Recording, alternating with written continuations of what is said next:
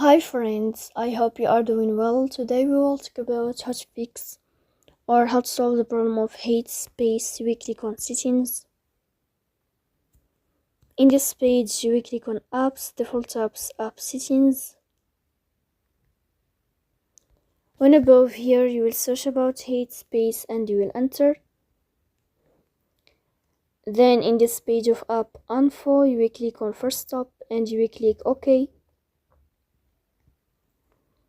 Here you will enter to the window of storage.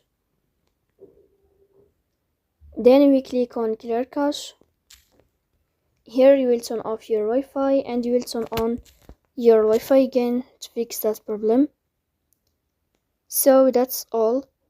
Don't forget to support us by like and subscribe. See you next time in another video and thank you for your watching and your attention.